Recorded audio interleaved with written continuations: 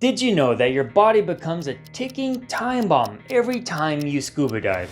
It's not the sharks or the currents you need to worry about most, it's the invisible nitrogen slowly building up in your tissues. In this important video, we'll explore how this process works and how that hidden gas density can be a shocking awakening for any diver, and make sure we can prevent it as much as possible for ever being a shocker for you, and you'll be well prepared. As you sink deeper into the blue, your body undergoes a silent metamorphosis. The crushing pressure of the ocean isn't just squeezing you on the outside, it's changing the very air you breathe. Let me show you how this hidden process can turn a routine dive into a race against time. Picture yourself descending into the depths, surrounded by a world of vibrant marine life. With each meter or foot you drop, the weight of water above you increases dramatically. At just 10 meters or 33 feet deep, the pressure is already double of what you would experience on the surface. And here's what's happening. As you descend, the increasing pressure causes the air in your tank to become denser. This means you're breathing in more molecules of nitrogen with each breath. Your body tissues act like a sponge, slowly soaking up this excess nitrogen. The deeper you go, the longer you stay, the more saturated your tissues become. This is where Boyle's Law comes into play. I'm going to explain Boyle's Law not through the math, but through a simple example to help you grasp it. Imagine you have a balloon filled with air at the surface. As you take it deeper, this pressure increases, causing the balloon to actually shrink. The same volume of air is now compressed into a smaller space. This is exactly what's happening to air in your lungs as well, and the nitrogen in your tissues. This is also why you notice as you increase in depth, you start sinking faster. Even though you have air in your BCD from the surface, the air in it now is much more dense from the pressure. You have to add more dense air to fill it out and hit neutral buoyancy. As you go up, that air will expand, and fortunately your BCD won't explode, but it will start accelerating up quickly to the surface, to which you want to make sure you're ready to dump air frequently while ascending. The problem is your body can only handle so much nitrogen before it starts causing issues. Think of it like overfilling a balloon. There's only so much it can take before it risks bursting. In diving, this bursting manifests as decompression sickness, also known as the bends. This nitrogen buildup, when dosed quickly, can also lead to a psychotic effect called nitrogen narcosis, which can feel like being intoxicated and cause a diver to temporarily make very poor decisions, almost a temporary level of insanity. It is critical to have a dive buddy or team in such cases to ensure your nitrogen narcosis can pass without being injured. It will generally pass in a few moments, but in that few moments you could do a lot of damage if no one's keeping an eye on you. You may find it fascinating to know that no diver is immune or can be forming resistance to nitrogen psychosis like it used to be believed. Recent research says that no one can resist nitrogen psychosis, although maybe some experienced divers may handle it better because they know the feeling and know how to let it pass without affecting them as much. But regardless, it affects everyone, and it stresses the necessity of having a dive buddy on deeper dives. Understanding these processes is crucial for safe diving. It's not just following tables or relying on dive computers, it's about knowing how your body reacts to underwater environments and respecting those limits. Always plan your dive conservatively, allowing for unexpected changes in depth or duration. It's also good to know that different parts of your body absorb nitrogen at different rates. Some tissues, like your brain and spinal cord, are particularly sensitive. This is why even seemingly minor violation of dive procedures can have serious consequences. You may also be interested to know that it's not only nitrogen that is a danger to your body, but because nitrogen is such a big molecule and air contains so much of it, it becomes the one that is the most dangerous to us when we are focusing on decompression from air we breathe. The key takeaway here is that every dive, no matter how routine it may seem, requires careful planning and constant awareness of depth changes. The pressure changes you experience underwater will affect the rate that your body absorbs nitrogen, and the nitrogen can have psychotic effects on your mind and build up. And lastly, I forgot, I wanted to complete the example. So going back to Boyle's law, you take that balloon down to 1 atmospheric pressure down, and that's 2 times the atmospheric pressure of what's on the surface. You can expect your balloon to shrink to half. But the cool thing is, the density of air is still the same in this balloon, and so you could actually take that same exact balloon to the surface and it won't overexpand, it will just come back to its original size.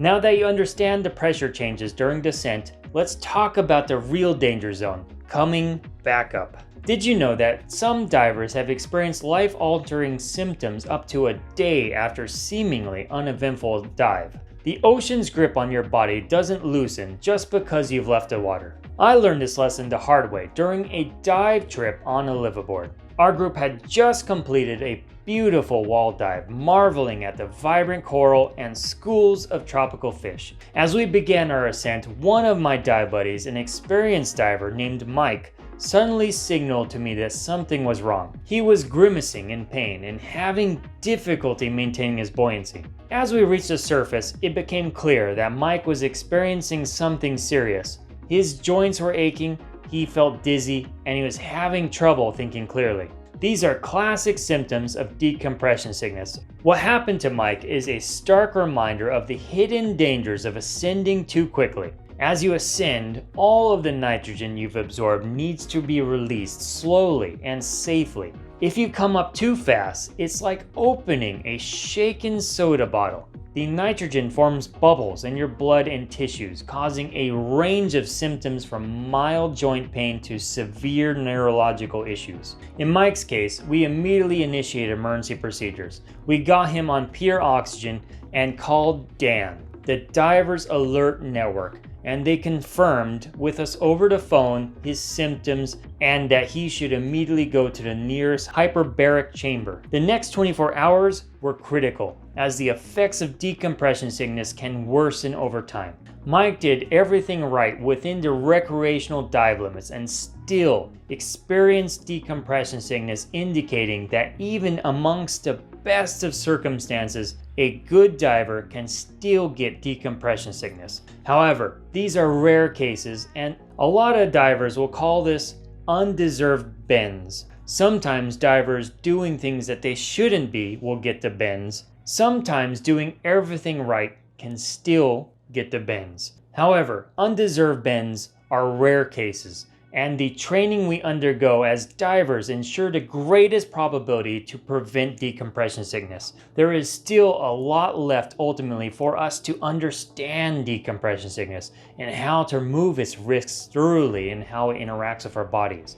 Can you believe there's still many mysteries that we just don't quite understand how decompression sickness affects us? We can only make a bunch of guidelines as a people of how to mitigate it as much as possible. This experience hammered home the importance of proper ascent techniques and decompression stops. It's not just about following the numbers on your dive computer, it's about understanding the physiological processes happening inside your body. Every diver needs to be aware that the risk doesn't end when you reach the surface after a dive. The nitrogen in your system continues to off-gas for hours after your dive, which is why it's crucial to avoid flying or any kind of high-altitude travel immediately after diving, like hiking or driving on a road into a mountain. Nitrogen, as well as other gases the body has absorbed, will release naturally over time from the body, releasing its danger to you, but the more it has been absorbed into the body, the longer it will take for the nitrogen to naturally release. It is common for recreational divers to do a safety stop at the end of every dive for this very reason. Divers diving deeper will absorb nitrogen at even more unprecedented rates due to the depth, and thus may be in situations where they even need to make several decompression stops on their way up. And sometimes, some dives may lead to hours of off-gassing on the way up, needing a much bigger logistical plan of how to stage air and do the dive safely. Let me show you how to minimize these risks further. First, always ascend slowly, no faster than 10 meters or 30 feet per minute. Think of it as giving your body time to adapt to the changing pressure. Second, make safety stops even if your computer doesn't require them. A 3-minute stop at 5 to 6 meters or about 15 feet can significantly reduce your risk of decompression sickness. Lastly, stay hydrated before and after diving, as it affects how your body processes the nitrogen. It's important to drink lots and lots of water. Don't stop. It's also important to emphasize that decompression sickness can affect anyone, regardless of experience level. It doesn't choose and it doesn't care who you are. Factors like fatigue, dehydration, and individual physiology can all play a role. That's why it's crucial to listen to your body and never push your limits underwater or beyond your training. And I'm an advocate for pushing limits, but not when it comes to unplanned descending to depth. Always make sure you have a plan and you have enough gas and equipment to mitigate the risks you will encounter along the way. I'm all for making plans that push your limits, but not unplanned pushing the limits, so keep that in mind. Remember, the symptoms of decompression sickness can be subtle at first. Joint pain, especially in the elbows, knees, or shoulders, is often one of the first signs, but it can quickly progress to more severe symptoms like numbness, weakness, or even paralysis. If you experience any unusual symptoms after a dive, don't hesitate to call Dan and seek their advice on what to do next. Early treatment can make a significant difference in recovery, and Dan is an excellent source. They're the de facto source, no matter where you are in the world, for giving you exactly information you need of how to handle these medical conditions that you might encounter as a diver. Ultimately, safe diving is about respecting the underwater environment and understanding how it affects your body. By following proper procedures and staying alert to the signs of decompression sickness, you can ensure that every dive ends as beautifully as it began.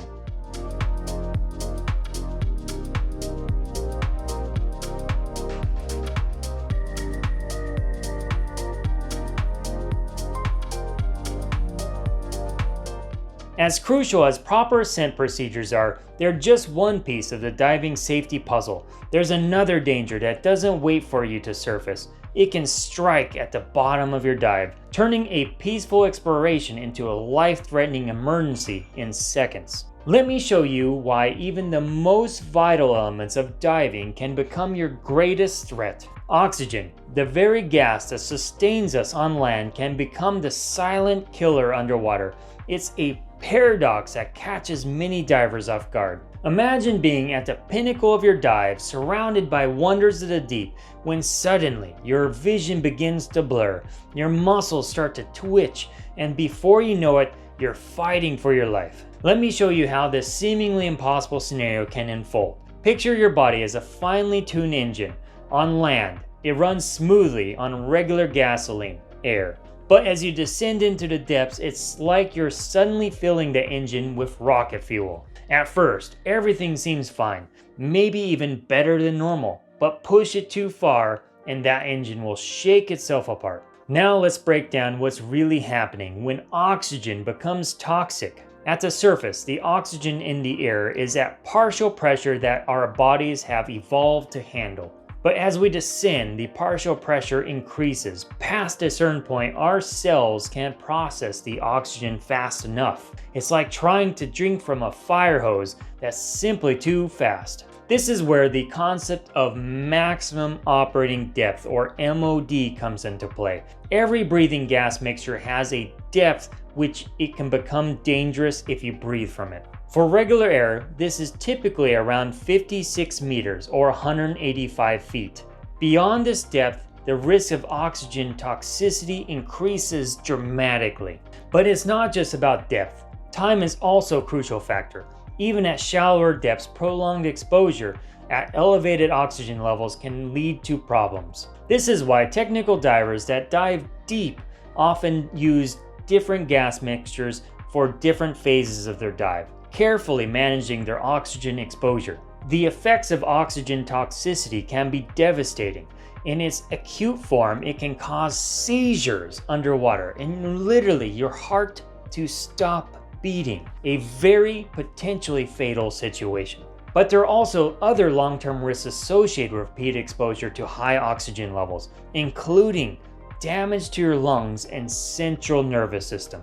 So how do we protect ourselves from this invisible threat? It starts with proper training and back to planning. Of course, planning. Understanding your gas mixture and its limitations is crucial. Always know the MOD for the gas you're breathing and never exceed it. Use dive computers that track your oxygen exposure and pay attention to their warnings. For technical divers, this often means using Trimix, a blend of oxygen, nitrogen, and helium for deep dives. The helium replaces some of the nitrogen and oxygen, allowing for safer deep diving. But even with these advanced gas mixes, careful planning and monitoring are essential. One of the major causes of death for technical divers is breathing the incorrect gas mixture at the wrong depth, which has led some divers always ensuring they test the air mixture in the tank immediately before diving and clearly labeling the tanks in a manner that is easy to read and understand. This is done with an analyzer before the dive, and you clearly mark it and label it so that it's easy to discern underwater and potentially in the event that you're narked, so that hopefully it's easy for you to figure out what your tank has in it. It's also important to be aware of factors that can increase your risk of oxygen toxicity. These include exercise, CO2 retention, and even stress. Remember, diving within your limits isn't a sign of weakness. It's a mark of wisdom.